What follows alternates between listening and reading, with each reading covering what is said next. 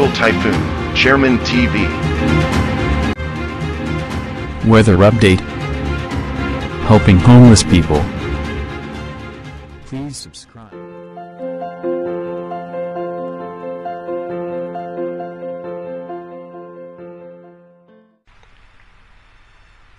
Magandang umaga po. Ito po ang latest update natin ngayong araw, May 2, 2024. Umiral pa rin nga po sa ating bansa itong easterlies o yung mainit na hangin na nanggagaling sa dagat Pasipiko. Asahan naman natin na magiging maayos at maganda ang lagay ng ating panahon.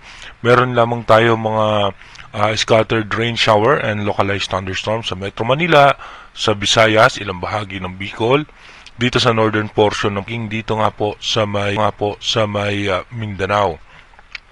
Asahan naman natin ngayong araw ay posibleng pumalo pa rin yung ating heat index to 40 hanggang 44 degrees Celsius dito nga po sa may parte ng Luzon, including Metro Manila, posibleng umabot dyan hanggang 42 to 43 degrees Celsius. At yung latest update naman natin sa ating advanced weather forecast ng European Center ay may pagbabago nga dun sa minomonitor natin na posibleng sama ng panahon.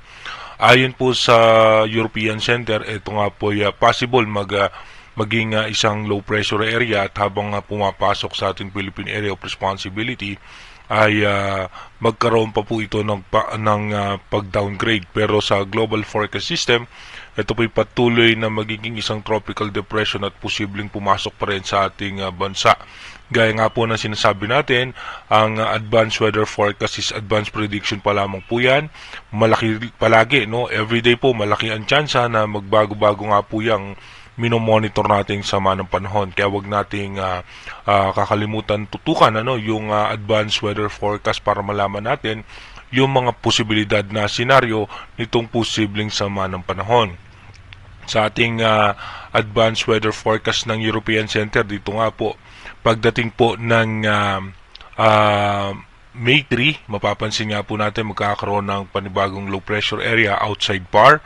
At pagdating naman po ng May 4, dito po may tsansa na magpaulan sa may eastern section ng Mindanao.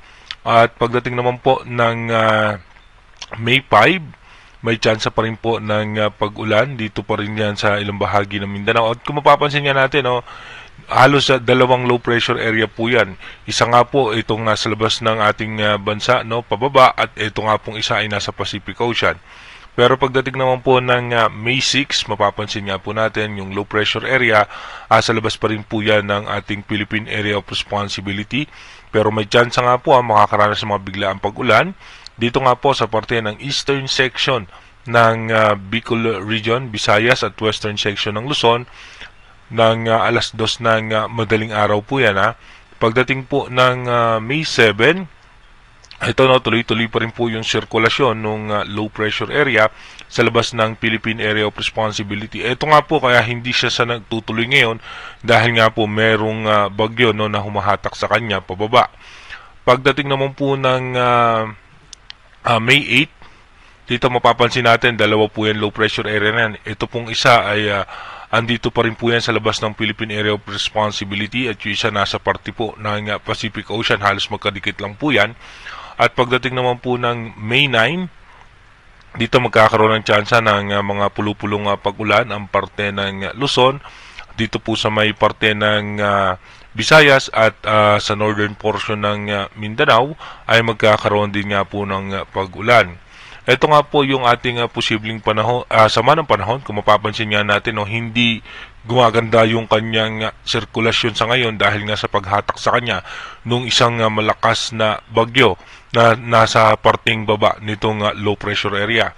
Pagdating naman po ng May 10, dito makita natin malaki nga yung sirkulasyon nitong nasabing sama ng panahon. Pero kung mapapansin natin, hindi maayos yung kanyang sirkulasyon sa ngayon, at magkakaroon nga po ng mga pag-ulan sa may parte ng Luzon, maging dito nga po sa parte ng Visayas.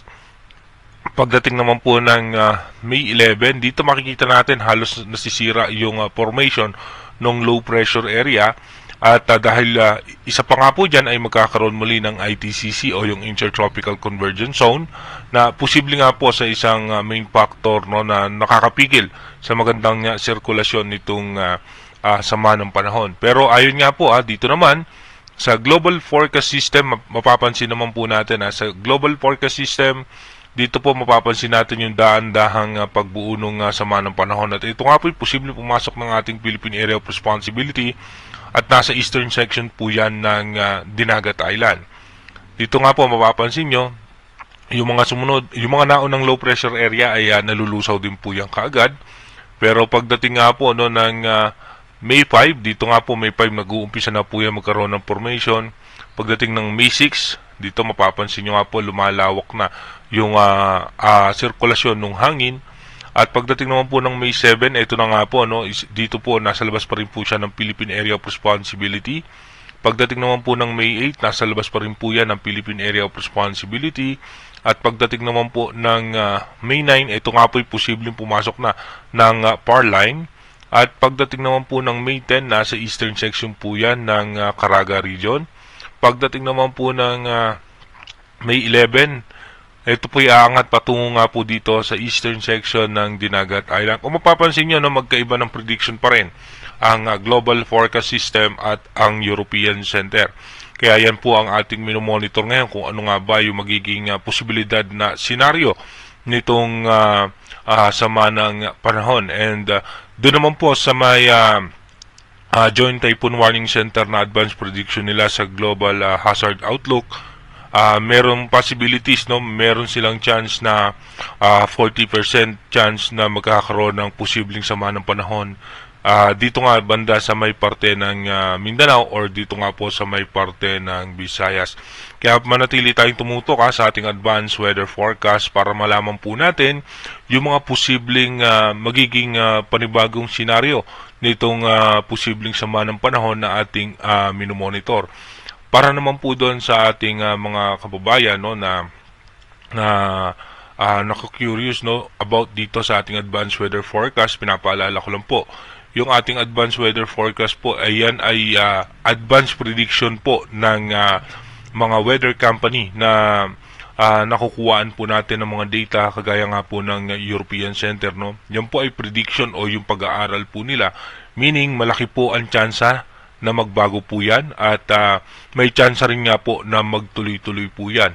Kaya manatili tayong tumutok sa ating advanced weather forecast para habang mas lumalapit yung araw na kung saan posibleng mabuo itong sama ng panahon ay malalaman nga po natin kung ano yung mga posibilidad na senaryo nitong nasabing sama ng panahon. Mag-iingat po tayo palagi. God bless po sa ating lahat.